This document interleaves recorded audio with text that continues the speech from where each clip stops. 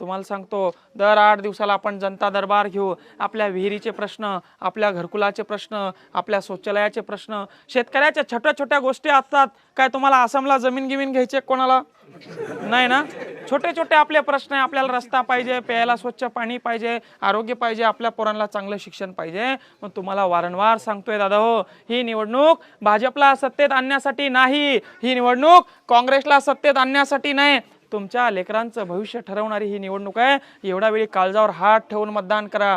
25 वर्ष आपले गेले, आता एवढ्या वेळी विचार करून या ठिकाणी आपल्याला मतदान करायचं. मी पुन्हा तुम्हाला भेटायला येईल, चहा घ्यायला तुमच्याकडे येईल. येऊ ना? पण तुम्ही आहे का पण माझ्यासोबत? नाही तर घोडे पलटी टांगा फरार होऊन जायचा नाही ना? तुम्ही सगळे आहे ना माझ्यासोबत? हात वर करून सांगा बरं, सगळे आहे का माझ्यासोबत? आता जे हात वर करत नाही बाबा ते ना पाठवले.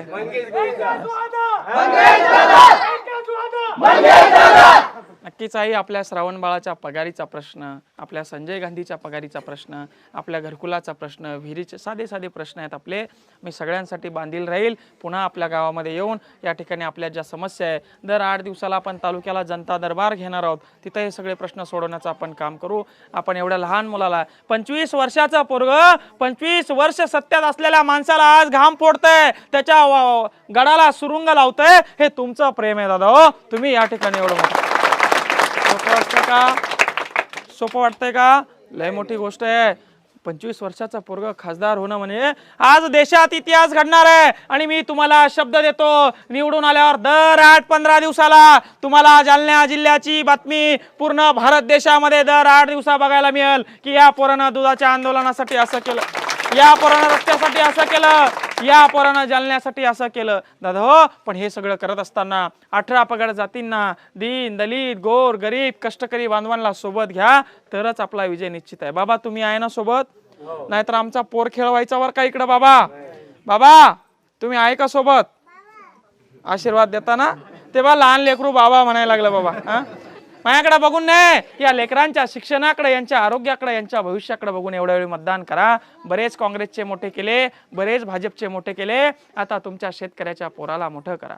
अरे तुम्ही मोठं करा. जर का एक सरपंच खासदार होऊन त्या लोकसभेत गेलं बाबा, उद्या आमदारकीला आपलं शेतकऱ्याचं पोरगं राहणार आहे, उद्या जिल्हा परिषदला आपलं शेतकऱ्याचं पोरगं राहणार आहे, उद्या पंचायत समितीला आपलं शेतकऱ्याचं पोरगं राहणार आहे.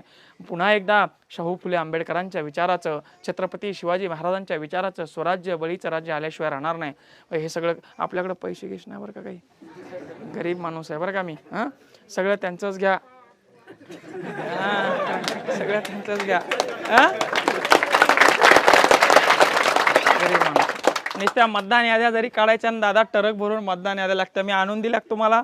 4 दिवसावर इलेक्शन आणलं, मी आणल्या का?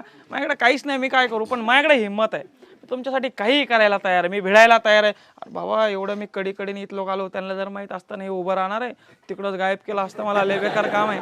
ते खंडाळ्यामध्ये बाबा एक सभा घेतली, ते आपलं भोकरदन मधलं सभा घेतली, पुऱ्या गावात शपथ घेतली. वयस्कर माणसं म्हणे चांगलं पोरगा दिसायला लागलंय, लढू शकतं, आपल्यासाठी येऊ शकतं म्हणे. सभा घेतली सगळ्या वयस्कर माणसांना की चांगलं पोरगा, याला आपण पाठिंबा देऊ. दिलान साऱ्या गावांना शपथ घेतली की आता मंगे सभेच्या पाठीमागे आपण उभं राहू. नेलेम बाबा 5-6 म्हातारी उचलून बंगल्यावर.